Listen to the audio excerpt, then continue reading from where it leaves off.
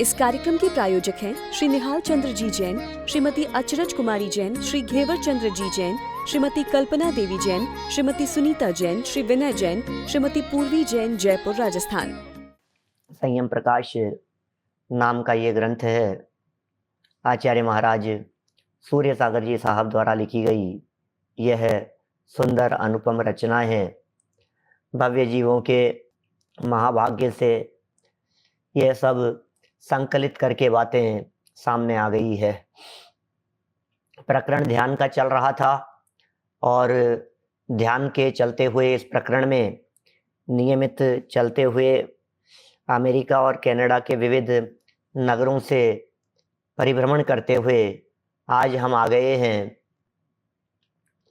Chicago में, और यहाँ से ध्यान का ये जो धर्म ध्यान का प्रकरण था, आज इसे हम पूरी तरह से संपन्न कर लेंगे और फिर आगे प्राणायाम के प्रकरण की चर्चा फिर अपन आगे करेंगे।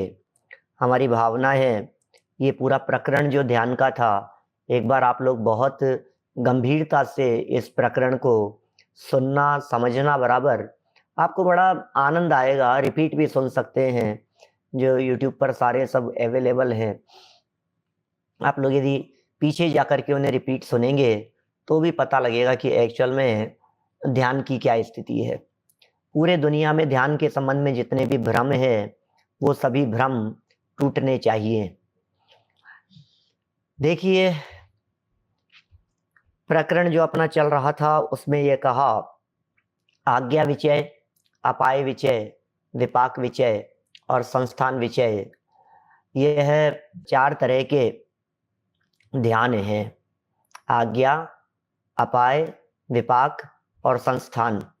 आज्ञा मानने के बाद में उपाय की चर्चा की और उपाय के बाद में चिंतन विपाक की तरफ चला गया और उसके एक स्टेप आगे ये चिंतन बढ़ता हुआ संस्थान तक पहुंच गया, और संस्थान में भी बड़ी गहराइयां छिपी हुई है।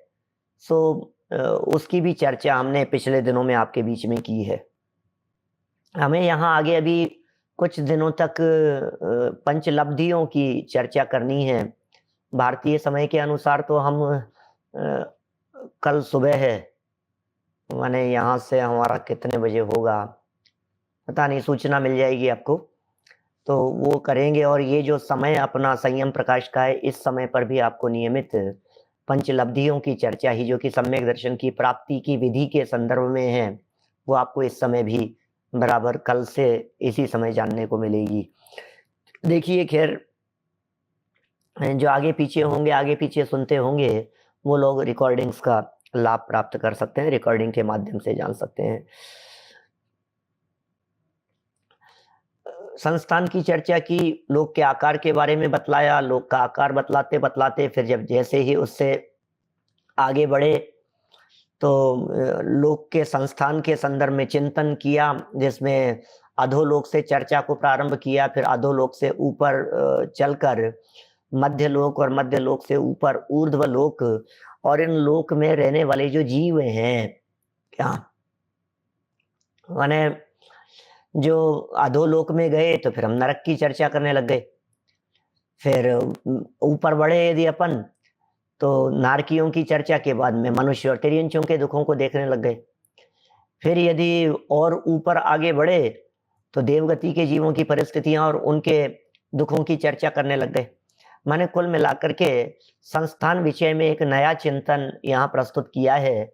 मैंने अन्यत्र जहाँ संस्थान विषय को देखा है वहाँ इस तरह की चर्चाएं इतनी नहीं है। माने संस्थान में तो आकार प्रकार की ही चर्चा विशेष रूप से होती है, लेकिन यहाँ आकार प्रकार के साथ साथ में हमें विशेष रूप से हम लोगों को जोड़ा उस ऐसे खाली मकान की चर्चा करने में क्या दम है, लाइवनेस नहीं आती है ना। माने हम जम्बू द्वीप की चर्चा करें और भूगोल की चर्चा करके छोड़ देवें, हम नंदीश्वर द्वीप की चर्चा करें और खाली रचनात्मक दृष्टि से बात करके छोड़ देवें तो मजा नहीं आता है। माने उसमें लाइवनेस लाने के लिए फिर उसमें चर्चा करते हैं अपन कि वहां देव लोग जाते हैं, देव लोग पूजन करते हैं, ऐसा माहौल रहता है, इससे हमारा ऐसा हो सकता है। तो विचारणीय बात है इस तरह की।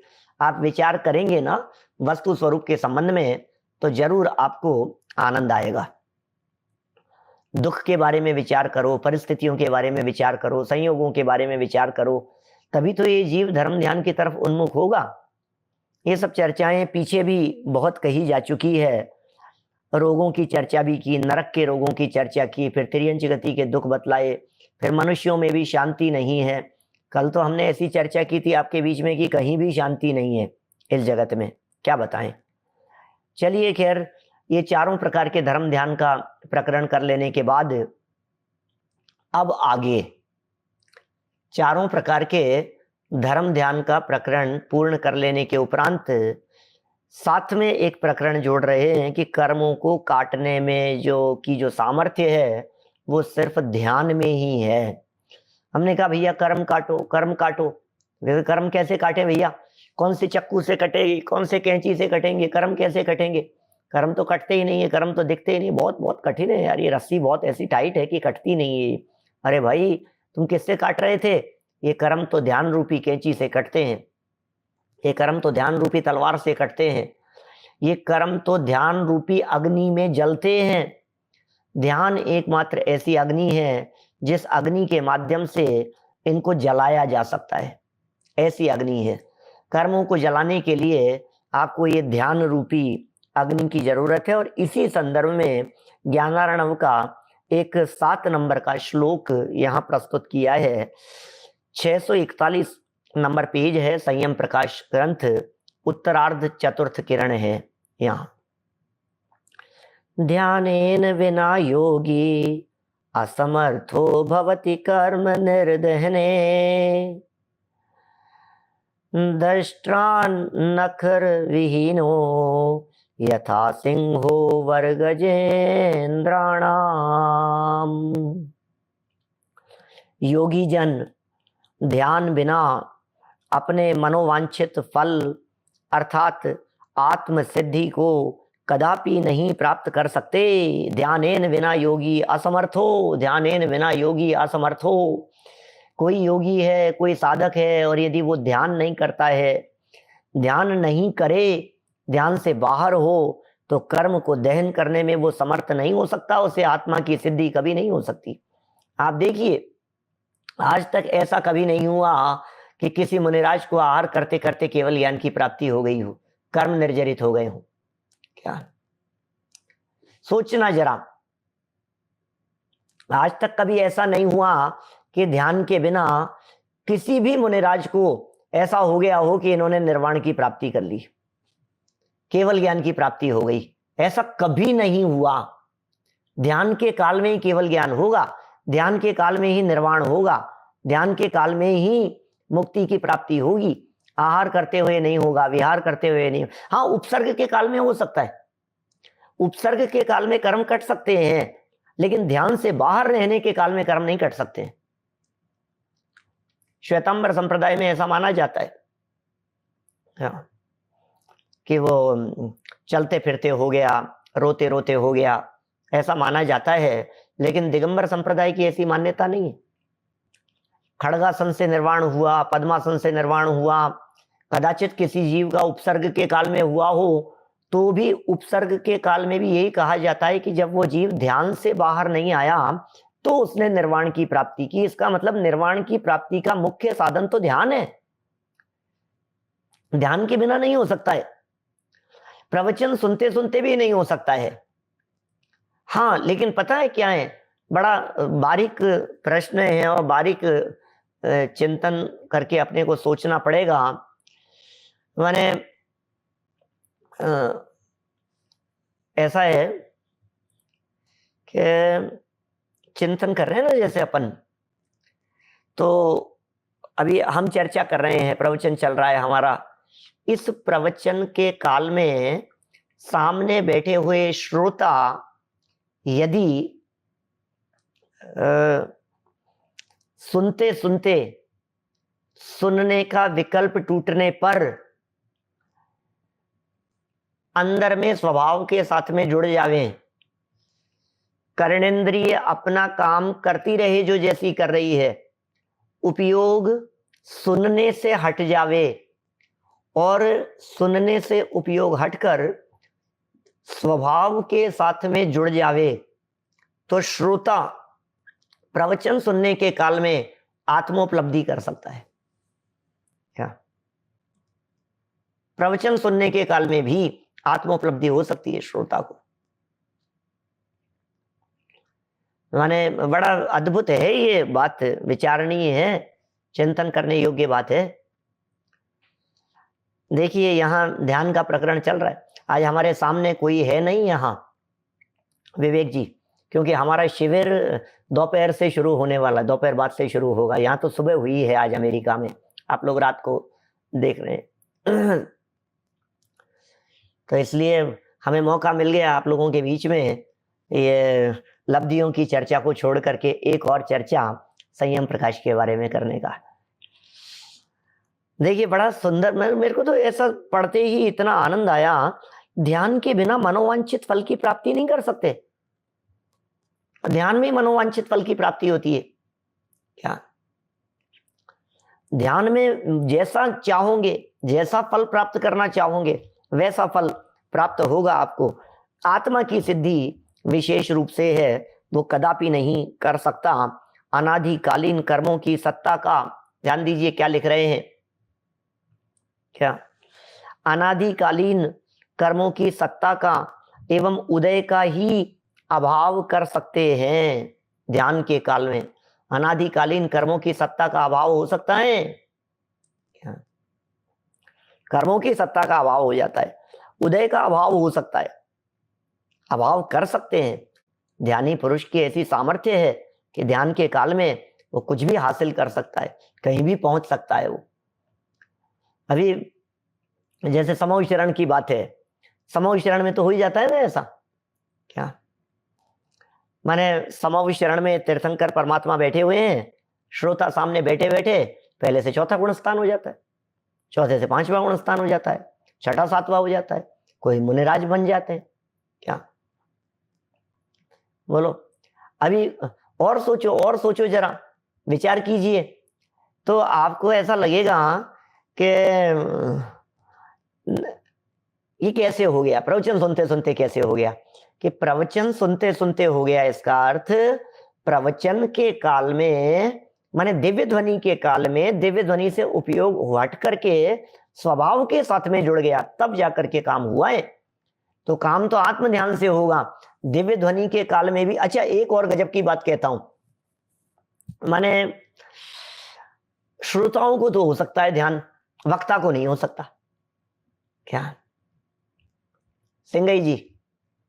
आपको हो सकता है, हमें नहीं हो सकता। आप सुनते सुनते आपका गुणस्थान बढ़ सकता है, सुनाने वाले का नहीं बढ़ेगा, क्योंकि सुनाने वाले का उपयोग सुनाने में लग रहा है, और सुनने वाले का उपयोग सुनने से रुक करके स्वभाव में लग सकता है। तो बोलो किसका पद बढ़ा है? सुनील जी सर्राफ साहब बोलो। मैं कई बार जो वकील और मजिस्ट्रेट की बात कहता हूं, सुनिए आप लोगों ने, मैं उसी बात को यहाँ आज वक्ता और श्रोता के एंगल से आप लोगों को बतला रहा हूं। सोचो जरा, वक्ता वहां का वहीं रह जाए, वक्ता आगे नहीं बढ़ पाए, और जो श्रोता हैं वो आगे बढ़ जाएं, तो बोलो कौन ज्यादा भाग्यशाली? सुनने वाला कि सुनाने वाला? सुनने वाला भाग्यशाली। मैं भी जब लब्धियों की चर्चा रोजाना आप लोग सुनेंगे इसी समय, तो मैं बताऊंगा वहां देशना लब्धि की चर्चा में, सम्यक दर्शन की प्राप्ति में देशना लब्धि की अनिवार्यता है। और देशना सुन करके अवधारण करने का नाम है, सुनाने का नाम नहीं है। इसका मतलब सम्यक दर्शन की प्राप्ति में सुनना तो महत्वपूर्ण है, सुनाना नहीं है। सुनने से काम होगा, सुनाने से नहीं होगा। हमारे कुछ एक आध साथी लोग ऐसे हैं, पुरानी इस तरह की दो पंक्तियां कुछ ख्याल में आती है, ऐसा बोलते थे, पंडिताई माथे पड़ी। मेरे लिए नहीं कह रहा हूं, मैं सोचता भी नहीं हूं ऐसा। कुछ हमारे साथी लोग इस तरह की बातें कहते थे, उनकी बात दोहरा रहा हूं आपके सामने। पंडिताई माथे पड़ी, पूर्व जन्म के पाप, पूर्व जन्म के पाप, मजाक करते हुए, पंडिताई माथे पड़ी पूर्व जन्म के पाप, औरन को उपदेश दे, रह गए कोरे आप। क्या पंडिताई माथे पड़ी, पूर्व जन्म के पाप, औरन को उपदेश दे, रह गए कोरे आप। क्या तो ये तो ऐसा ही है, लेकिन अपने तो कोई पूर्व जन्म का पाप नहीं है, तो पूर्व जन्म का कोई पुण्य है, जिसकी वजह से ये सुनने समझने का अवसर भी मिला है, समझाने का भी अवसर मिला है। सद्भाग्य से ये सब जनवाणी सुनने सुनाने का योग बनता है भाई। इसमें कोई अभागेपन और पूर्व जन्म के कोई पाप वाप का किसी भी तरह का कोई रोल नहीं है। तो पुण्य के सुनाने के लिए भी पुण्य चाहिए और सुनने के लिए भी पुण्य चाहिए। देखिए यहाँ क्या कह रहे हैं, ये कर्मों की जो अनादिकालीन सत्ता है, उस सत्ता का एवं उदय का ही अभाव कर सकते हैं। जैसे नख और दाढ़ रहित कैसा ही केसरी सिंह क्यों न हो, वह गजेंद्रों का मद नहीं उतार सकता। ओह, यहाँ ध्यान को नाक और नख, नाखून और शेर की दाढ़ की उपमा देकर के बात कह रहे हैं। क्या यहाँ कह रहे हैं, जो शेर है उस शेर के यदि नाखून नहीं है और शेर के यदि दाढ़ नहीं है, नाखून और दाढ़ यदि शेर के नहीं है, तो वो कितना भी महान, कितना भी सुपर क्यों नहीं हो, लेकिन उसके बावजूद भी वो गजेंद्रों का मदमर्दन नहीं कर सकता, हाथियों के मस्तक का विदीर्ण नहीं कर सकता। वो शेर केसरी सिंह है साहब, केसरी सिंह है, लेकिन बूढ़ा हो गया, दांत टूट गए, नाखून नहीं है, बहुत बुजुर्ग हो गया, तो बोलो क्या कर सकता है? कुछ नहीं कर सकता, दाढ़ने के अलावा करने में समर्थ नहीं है। ठीक इसी प्रकार इस उपमा के माध्यम से, इस बात के माध्यम से ये कहना चाहते हैं कि ध्यान के बिना आत्म सिद्धि नहीं होती, ध्यान के बिना आत्मा की उपलब्धि नहीं हो सकती। उसी ही प्रकार योगी भी संसार के चक्र में अपनी आत्मा को कर्म के प्रभाव से नहीं बचा सकता, योगी भी नहीं बचा सकता है। इस संसार चक्र में यदि कोई योगी ये सोचे कि मैं ध्यान तो नहीं करूं और कर्मों से अपने आत्मा को बचा लूं, कैसे बचाओगे? कर्म से अपनी आत्मा को बचाने के लिए आपको अपने उपयोग को जोड़ना। एक ही बात है भैया, ध्यान माने धर्म, ध्यान सर्वोत्कृष्ट धर्म है। आप लोग जानते हैं कि नहीं जानते हैं? एक तरफ उपवास है और दूसरी तरफ ध्यान है। आप जानते हैं उपवास और ध्यान जमीन आसमान का अंतर है इन दोनों में। 12 प्रकार के तप कहे हैं अपने यहाँ वैभव गोदा जी, 12 प्रकार के तप कहे हैं, और 12 प्रकार के तपों में पहले तप का नाम है अनशन माने उपवास करना, और 12वें तप का नाम है ध्यान। अनशन माने उपवास 1 साल यदि करे, निर्जरा की गारंटी नहीं है, मोक्ष की गारंटी नहीं है, कितनी निर्जरा होगी और क्या होगा। और ध्यान 1 साल तो छोड़ो, अंतर मुहूर्त यदि ध्यान करे तो केवल ज्ञान की प्राप्ति हो जाती है। ध्यान कितना बड़ा है, क्या सोचना जरा, माने कैसी बात कहना चाहते हैं। बड़ी बहुत मार्मिक है भाई साहब, चिंतन करोगे तो पता लगेगा। उपवास कितने लोगों को लगता है तप तप तप, उपवास बड़ा तप है कि ध्यान बड़ा तप है? सारी दुनिया उपवास के चक्कर में लगी हुई है। उपवास करो भैया, अरे भैया बहुत तपस्वी, अरे 10-10 दिन के उपवास। अरे 10 दिन के उपवास नहीं, कोटि जन्म तप तपे ज्ञान बिन कर्म जरे जे, और ज्ञानी के क्षण में त्रिगुप्ति ते सहज टरे ते। करोड़ों जन्मों तक तपस्या करे तो भी उपवास करे, व्रत करे, नियम संयम का पालन करे, तो जितने कर्म झरते हैं ध्यान के माध्यम से, आत्मज्ञान के माध्यम से, क्षण मात्र में उतने कर्मों की निर्जरा हो जाती है। बोलो, अभी ये बातें समझ में नहीं आती हमारे को, कैसी कैसी बातें कह रहे हो। तो सोचो आप, कह रहे नहीं नहीं साहब आप क्या बात कर रहे हो साहब, उपवास से भी होती तो है ही साहब। अरे हजारों वर्षों तक करे ना उपवास तो भी कुछ होने वाला नहीं है। 1000 वर्ष के उपवास करे, और यदि भूखे रहने से ही निर्जरा होती हो ऐसा मान लिया जाए, भूखे रहने से यदि कर्म करते हो ऐसा मान लिया जाए, तो नरक से सीधा मोक्ष जाना चाहिए।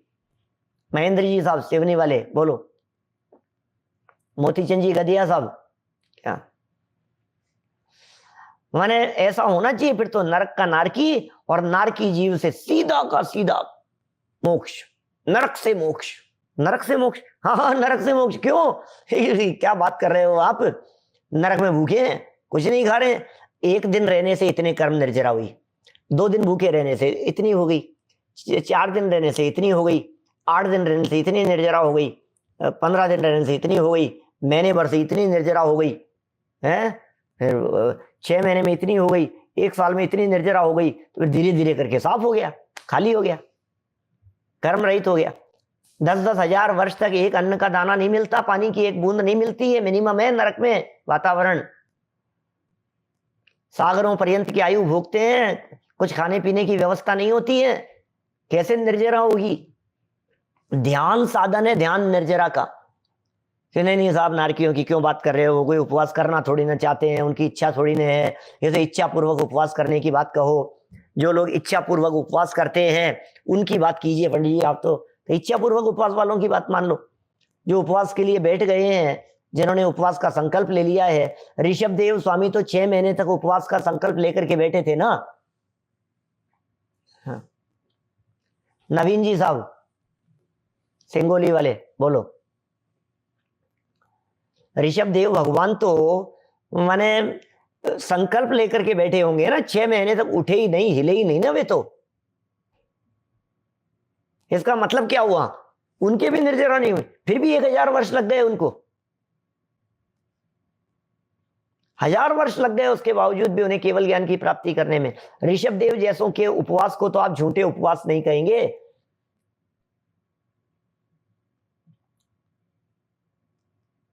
सब तीर्थंकरों का ऐसा ही है, ऋषभ देव को छोड़ करके 2 उपवास करने के बाद में पारना हुआ, ज्यादा नहीं किए। ऋषभ देव स्वामी को इतने 13 महीने लग गए, उनको 13.25 महीने लग गए ऋषभ देव स्वामी को, 13.25 महीने बाद में। ऋषभ देव सच्चे उपवास करने वाले, क्षण क्षण में अंतर्मुख होने वाले, आत्म ध्यान करने वाले, और उपवास भी चल रहा है फिर भी नहीं हो रही है। भैया एक ही बात है, अंतर्मूर्त के लिए उनका आत्मा अपने आत्मा में नहीं समाया था, इसलिए निर्वाण की प्राप्ति नहीं हुई। ध्यान नहीं कर सकते नारकी जीव, क्या करो? हालत नहीं है वहां ध्यान करने जैसी। कदाचित सम्यक्त्व की प्राप्ति के काल में अंतरोन्मुख कैसे होते होंगे वो तो वास्तव में नरक की नारकी जाने साहब। लेकिन यहाँ तो इतनी बात इन्होंने कह दी है कि यदि आपके पास में ध्यान नहीं है, ध्यान की कला नहीं है, ध्यान की चाबी यदि आपके पास में नहीं है, तो आत्म सिद्धि कदापि नहीं हो सकती है। क्योंकि ध्यान निर्जरा का साधन है, ध्यान अग्नि है, ध्यान कह रहे हैं धूप, ध्यान धूप, ध्यान अग्नि, निर्जरित करने में समर्थ है वो। और एग्जाम्पल कितना सुंदर दे दिया है। दंत नख विहीनो, दंत नखर विहीनो यथा सिंहो, सिंहो वर गजेंद्राणाम। क्या मतलब कह रहे हैं? ये नहीं कर सकता है, नहीं कर सकता है। जिस तरह से दाढ़ रहित केशरी सिंह ही क्यों ना हो, वो भी प्रश्न है इस तरह का। क्या वो कर सकता है? कैसे कर सकता है? गजेंद्रों का मद नहीं उतार सकता है। उसी प्रकार योगी भी संसार के चक्र में अपनी आत्मा को कर्म के प्रभाव से नहीं बचा सकता। कर्म के प्रभाव से कोई योगी अपनी आत्मा को बचा नहीं सकता। इसलिए ध्यान का अभ्यास करके अपनी आत्मा को बलिष्ठ सर्वप्रथम कर्तव्य है, बलिष्ठ करना। इसलिए ध्यान का अभ्यास करके अपनी आत्मा को बलिष्ठ